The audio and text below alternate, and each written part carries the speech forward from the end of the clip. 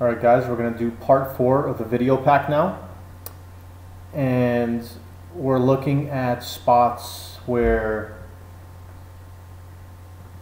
our opponents are probing into us. So we're going to be in position and our opponents are going to be probe betting. I think the hands that we have today are versus regs. Well, we only have 5 hands. I think they're all versus regs, but we'll talk about different things you can do versus regs and versus fish. So we'll talk about like maybe the differences in how we would play the hands versus regs or versus fish. Since we only have 5 hands, we'll go into detail. And another thing before we start I wanted to mention is that I think it's a good idea that you guys watch the videos that you liked and felt the most improvements on, again, to refresh your memory every now and then. Like, you just kind of refer back to it. And also, don't watch more than an hour of video at a time. If you're going to watch 2 videos in one day, I recommend watching one, then going to the gym, or taking a couple hours off and then watching the next video, so that your brain can absorb the information better.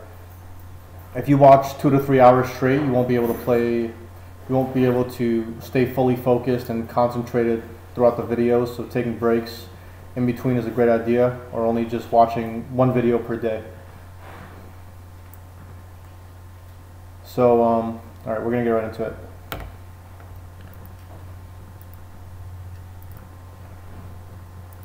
Okay, so we'll get right into it here. We got a hand, first hand is versus Adam C. We min raise 8s, he calls,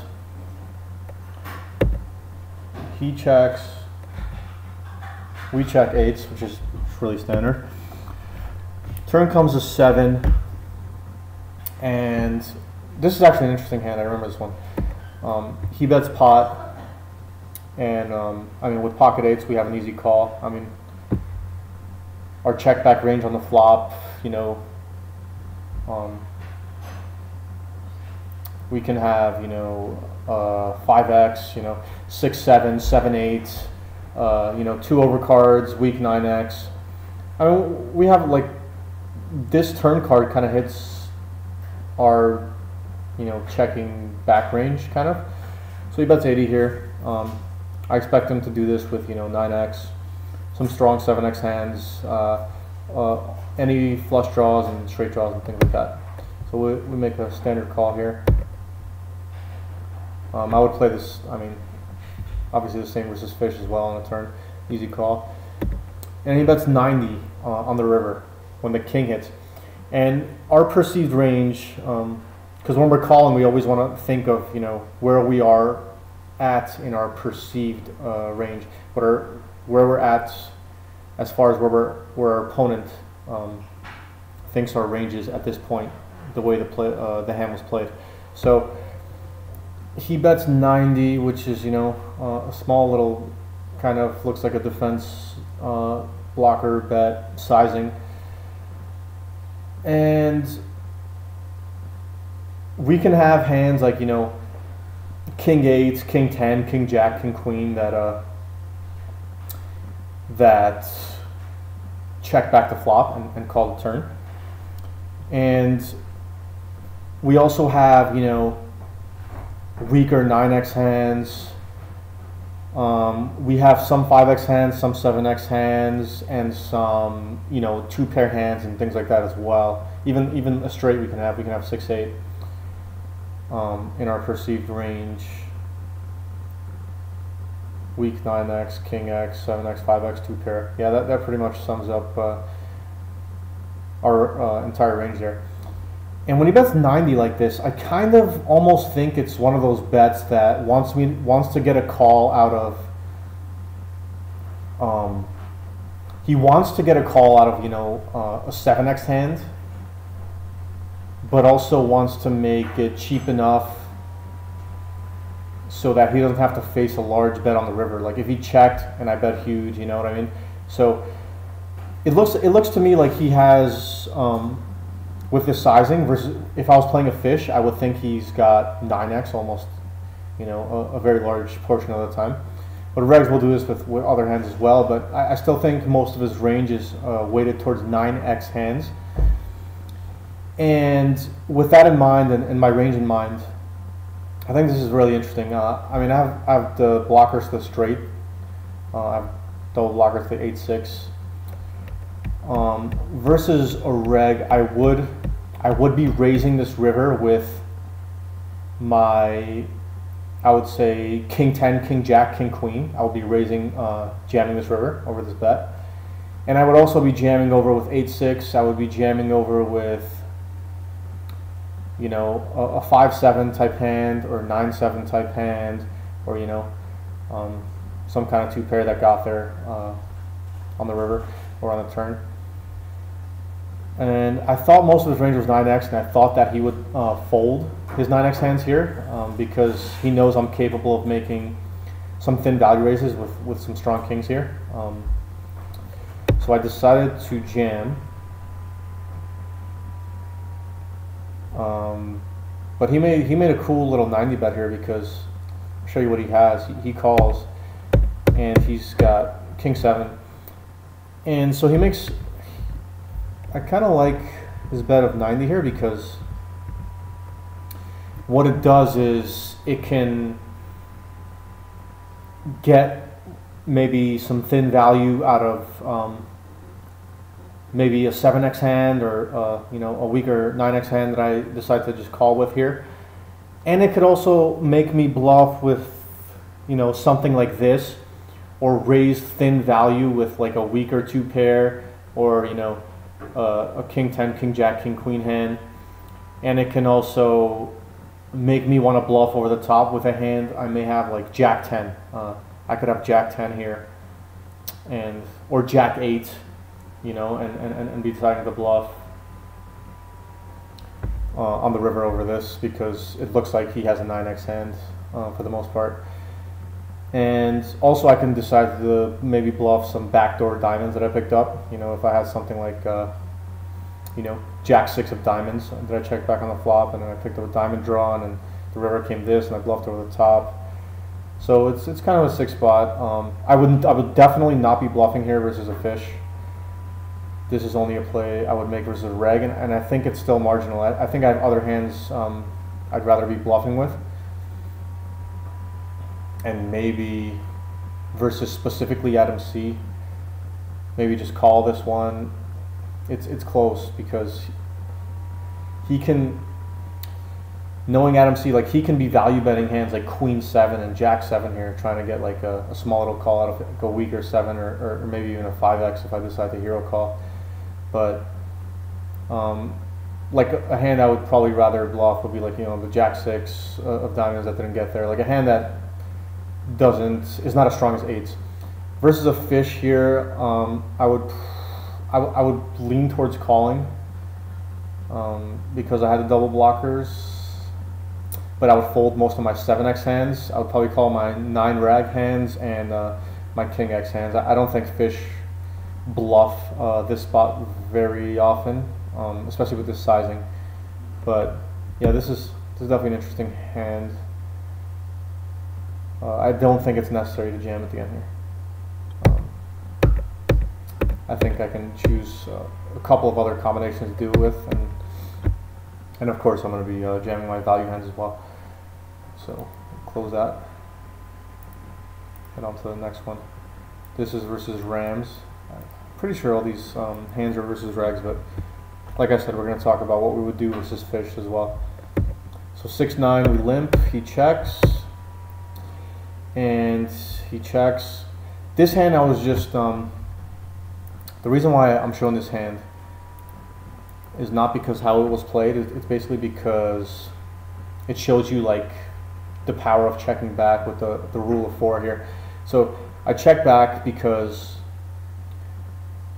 a 5 gives us a double gutter, a 6 gives us a pair, 7 gives us an open ender, and a 9 gives us a pair.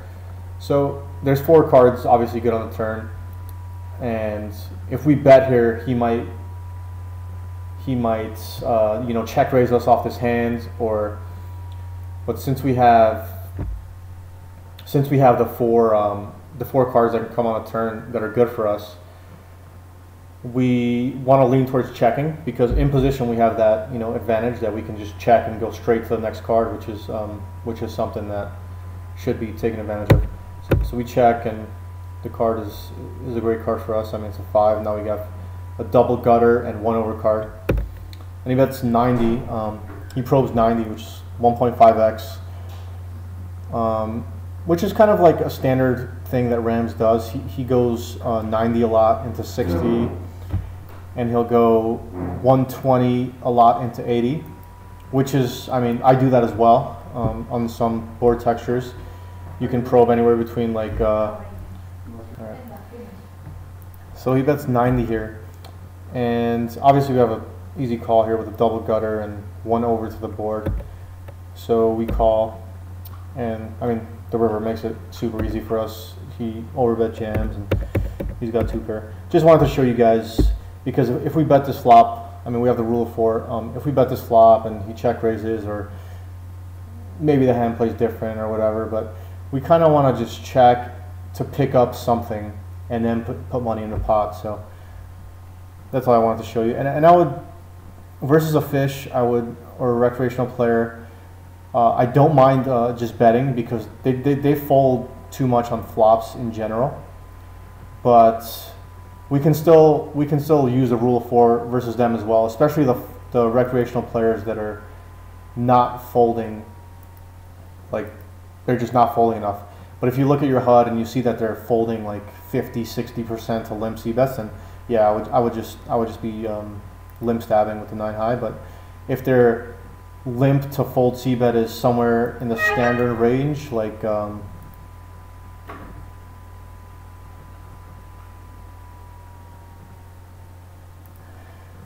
so if their limp to fold c-bet is in the standard kind of, you know, 40% fold to limp c-bet, which is kind of like the standard range, or if they're check raising a lot, or if they're either not folding or check raising, then you want to play similar versus fish, which is just checking back your rule of 4 hands and kind of just seeing a free turn card, and then seeing if you can pick something up, or maybe you can pick it up with a delay c-bet. Like if he checks here, if he checks the turn here, then you know, we go 75% pot, 75% to pot, and pick up the chips a lot of the times. And even if he calls, we still have the double gutter and an over, so it works well.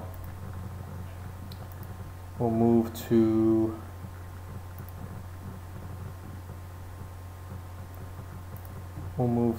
the next hand here. Just have 3 hands left. So versus VBV, we have 7s, we limp. He checks. 7s, really standard check on this board. I would check versus a recreational and reg. So we check, and he probes 60, standard sizing. So when we check this flop, our range looks like 9 weaker 9x hands. Some of those middling 5x hands, and some of those middling 4x hands.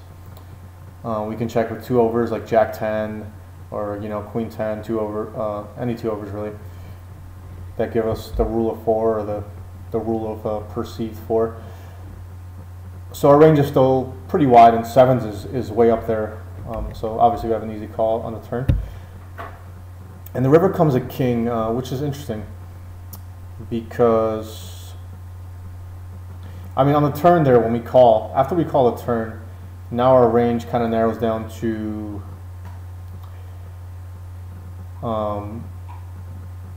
weak 9x hands, like 9-6, not weak 9x hands, but like middling 9x hands, 9-6, 9-7, 9-8, you know, 5-6, 5-7, 4-6, 4-7, 4-3, 5-3. We still have, like, we could have made 2 pair on the turn. And we also call the turn with things like, you know, King 10, King Jack, King Queen, Ace King.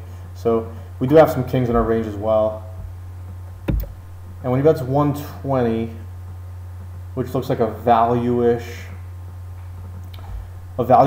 sizing, it's pretty close. I mean, versus VBV specifically, this hand could actually be a fold. But I think if we fold this, this would be like an exploitative fold. Because if we fold this, we're folding too much. But VBV is actually very, we have a note on him that says he's a little bit nitty with probes and river probes. So I don't think he's messing around too much here, and I think he'll show up with something, you know, 9x or some stumbled upon, like, you know, 2 pair time of hand, a decent amount of the time. But so I think I would fold, you know, maybe I would fold 4x hands, and I would fold, I might fold my 4x and 5x hands and be calling, you know, things like this, like 7s or any of my 9 reg hands or any king x hand that I stumbled upon versus him. But just in general, versus like a fish, I think I'm calling here 100%. But versus VBV, or versus any other reg, I'm calling here 100%, not even close. But VBV is a little bit tight, so. But we still made the call because we have, you know, the blocker to the 6-7, and I just don't want to be overfolding, like we've talked about in previous videos.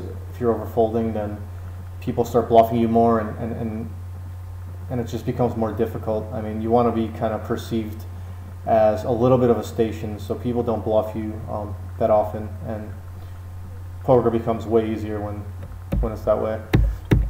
But he has, I mean, the nut hand there, king 9, and we lose. So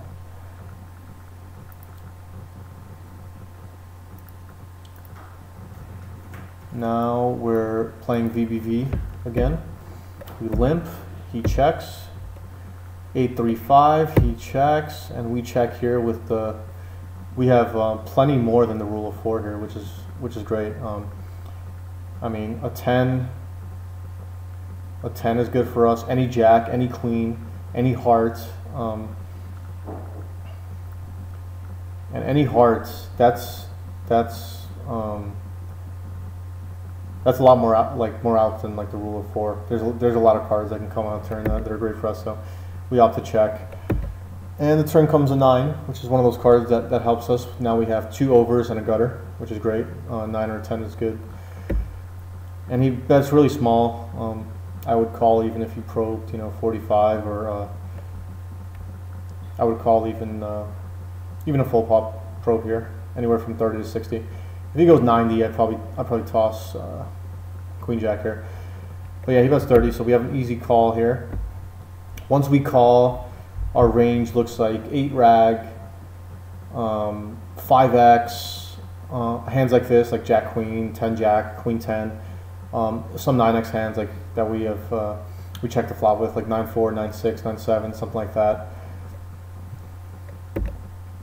And then the queen comes,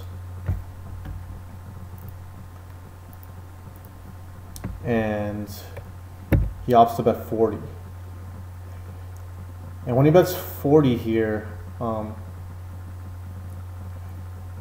this is similar to the Adam C hand. It's kind of like a blockerish bet that kind of wants to get, you know, it looks like he has like an 8x, a strong 8x or a 9x hand that wants to get called by, you know, a 5x hand, or just wants to really just get to showdown kind of cheapish.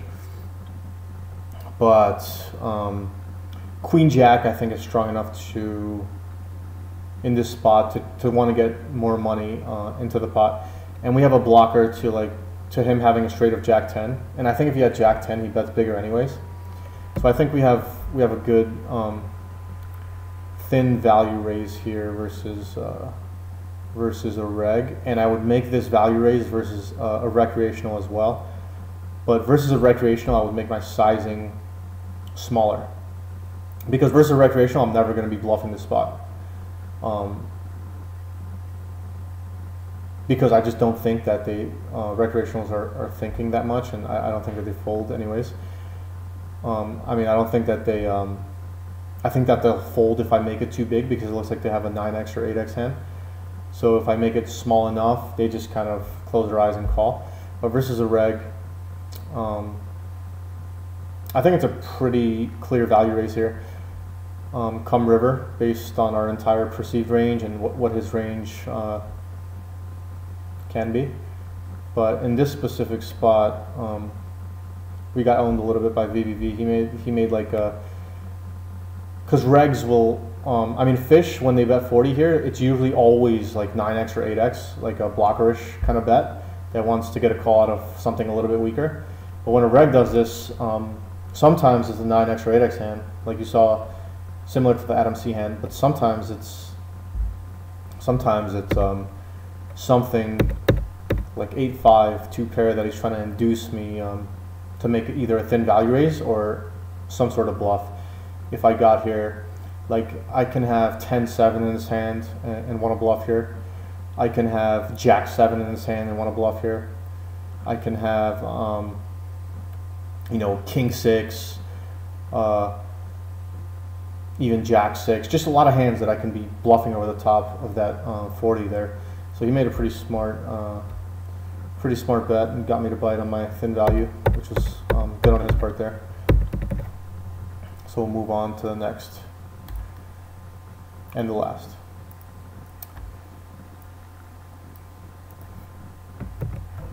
Eight-6 off. He checks and we check back here with the rule of 4. A 4 is a good card for us on a turn. It gives us a double gutter. A 6 gives us a second pair. 7 gives us an open ender. 8 gives us second pair. So we have 4 good cards. So we check. Turn brings one of those great cards for us. VBV again with the half pot sizing. He kind of varies his sizing a lot. He goes half pot. He goes 60. He goes pot. And he does it with, I mean, he tries to balance ranges pretty well. Usually his half pots probes are like weak pairs, but just the last time we just played with him, you saw that he had a 2-pair hand, so he'll mix in some stronger hands as well in there. But usually when he bets 40 like this, it's something stupid like a 4x hand or a 2x hand or whatever else. But anyways, we call. The river comes a 9. Once we call the turn, we look like, you know, 10 rag, 5x, 2 overs, or we could even have straights. We could have ace-3, we can have 6-3. We have some. We could have some 2-pair hands like 5-4, 10-4, and so on. And he bets 128 here, and we're towards the bottom of our kind of perceived range. I mean, we still could have like 2 overs, like, you know, queen jack or, you know, king queen or something calling a turn, but I really like to pick on regs in these spots where they bet and they don't have much money behind, in spots that they really don't expect us to be bluffing, and like we talked about in the last video, the same as well. And I have a blocker to 6-3. The fact that I have 2 cards that don't have a heart in it makes it more likely that he could have a flush draw that he's just going to be bet folding with. So if he has a flush draw, or he has like a 10x hand, even if he has a hand as strong as, you know, 10-7 or 10-8, he's got to consider folding here, because I don't think that he's going to expect me to be bluffing this spot very often. And I do have value hands like 10-4, 5-4, 6-3, ace-3, 5. He might think I have 5-9, even though I would probably be betting my 5-9 on the flop. 10-9 is a hand I could have. I could have 4-deuce. I probably can't have 4-deuce actually, because I don't play that pre. But I do have some value hands. I do have some nutted hands, so I should have a bluff range, like we talked about in the last video. So, and I think it works so well, especially when they have not many chips behind, and you're playing like a good reg that's not going to just close his eyes and put the money in with 10-7. He's actually going to be thinking a little bit, and probably thinking that you're probably just not going to be bluffing him here. So these spots are really cool to look to pick up chips versus really good regs. And obviously you're going to be doing that as well if you had those hands that we talked about, like the 2-pair hands or the straight hands or whatever else. You're going to be jamming there as well. So when you get to the river with 8 high, not every time you get to the river with 8 high you want to just be auto jamming like and doing stupid things like that, but every once in a while you want to mix this into your game, and if you do it sporadically, not very consistently, it works pretty well. And especially if you have like a a semi-tightish image, then these plays are going to work that much better. So anyways, this video is a little bit short, but we're going to wrap it up, and the next video will be, I'm not sure what the next video will be. You guys have to tell me. I mean, we did calling probes. So I guess, yeah, the next video will be us probing, spots where we're probing and thinking about probing rivers or bluffing rivers or whatever else. And then, so we'll do that one, and then, I don't know, give me some ideas on what we can do after that one. Because, yeah, we talked a lot about river play and turn play. I guess we can do something with flops. I mean, I'm not sure. So just let me know in the forums, and we'll get it done.